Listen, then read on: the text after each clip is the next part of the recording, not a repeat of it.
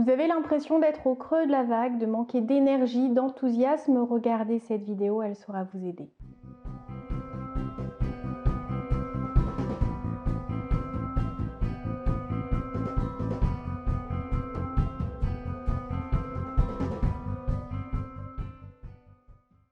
Bonjour à tous, je m'appelle Valérie Sauvage, je suis coach de vie, j'accompagne les particuliers et les professionnels qui ont envie de reprendre leur vie en main. Je vous invite à me découvrir sur le site challengeyourself.fr. Je consulte en cabinet à Rennes, mais aussi par téléphone. Vous pouvez également être accompagné par les formations en ligne que je vous ai préparées sur de nombreux thèmes. Donc soyez curieux et allez découvrir ce qui peut vous aider au quotidien, que ce soit à titre personnel ou professionnel. Alors aujourd'hui, je voulais vous aider parce que les phases où l'énergie vient à manquer sont normales, mais elles peuvent faire peur. On se demande ce qui se passe, combien de temps ça va durer, comment s'en sortir.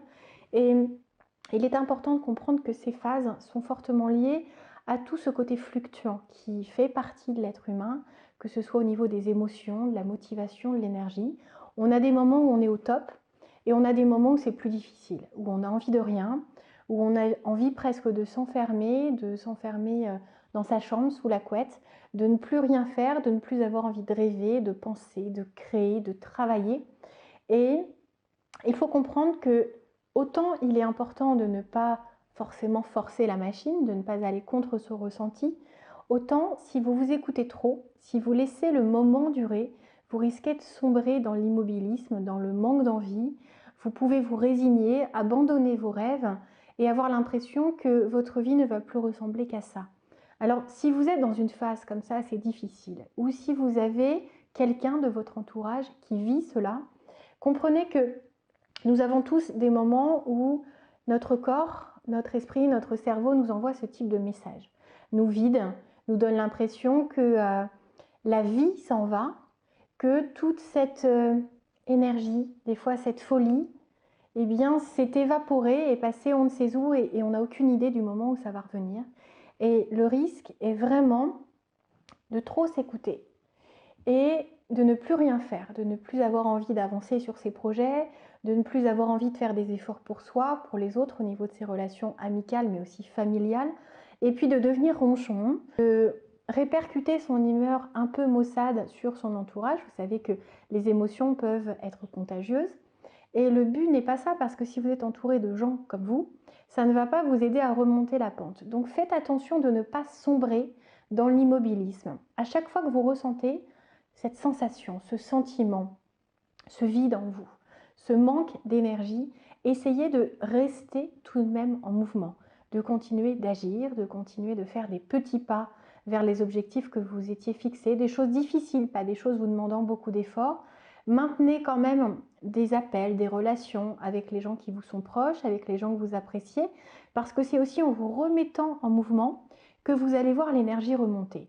Si vous vous enfermez, si vous vous repliez sur vous, vous allez avoir un mal fou à vous remettre dans cet élan, à ressentir ce dynamisme, à être dans cette dynamique de croissance, de progression, d'évolution et d'envie qui font vivre.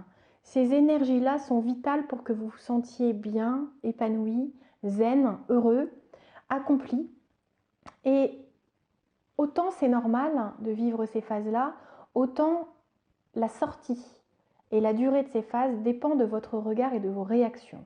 Si vous écoutez votre envie première de vous cacher, de ne rien faire, de ronchonner, vous allez voir que ces périodes vont durer beaucoup plus longtemps, voire il y a des gens qui s'enferment dans ce mal-être, dans cette vision absolument pessimiste de la vie et de ce que l'existence peut leur réserver.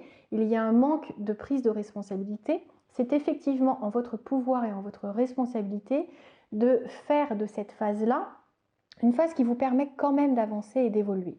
Parce que l'immobilisme est quelque chose qui tue, qui rompt le charme de cette évolution, qui vous fait grandir, qui vous fait vous sentir fier de vous, qui vous aide à vous relier et vous aligner sur ce qui a du sens dans votre existence. Et si vous cassez le lien avec ça, c'est beaucoup plus difficile de se remettre en marche. Donc comprenez que même dans ces phases de perte d'énergie, de perte de motivation, d'envie de rien, il faut continuer de garder un certain mouvement, même au ralenti. Comme si vous étiez dans une course, dans une course d'endurance où il fallait tenir sur la durée et qu'à un moment, il y a une pointe de côté. Continuez en marchant. Ne vous arrêtez jamais.